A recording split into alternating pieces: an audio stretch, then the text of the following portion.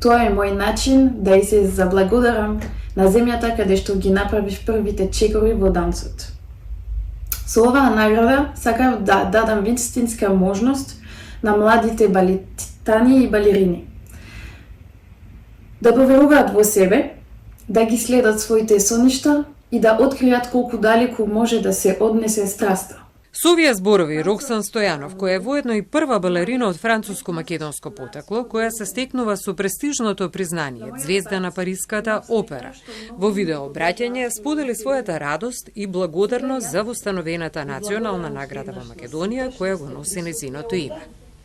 На мојот пат имаше многу луѓе кои придонесоа за она што сум денес. Сега е ред јас да придонесам да отворам нови врати и да бидам поддршка за новата генерација балетски таленти, рече Стојанов. Фактот дека Роксан Стојанов во својата професија е своевиден мост меѓу две земји, две култури, правејќи ги првите чекори на скопската танцова сцена, за денес да биде дел од светската сцена, сметавме дека тој професионален тек е исклучителен.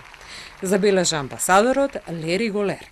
Роксан Стојанов не пала. И Роксан Стојанов, бидејќи не е присутна, нема да може да црвене од срам за зборовите кои што ќе ги кажам за неа. Од човечка гледна точка, навистина ги поседува тие квалитети да го пренесе своето знаење. Сите заедно се договоривме да ја воспоставиме оваа награда Роксан Стојанов и поаѓајќи од незиниот пат, сакавме на македонски млади уметници да им помогнеме и тие да се воздигнат во својата кариера и да им се покажат нови патишта.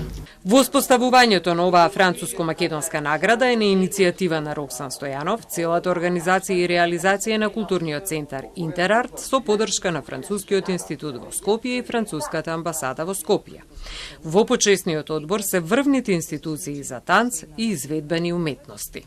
Мислам дека тоа е една исклучителна можност за младите уметници кај нас, за младите балетски уметници, бидејќи за прв пат во историјата ним ќе им се отвори вратата во Париската опера, школата на Париската опера, преку дружбата с кој што тој што ќе победи нормално, ќе може да присуствува во Париз и ќе може да ги види овие, како да кажам, бедемот на балетската уметност.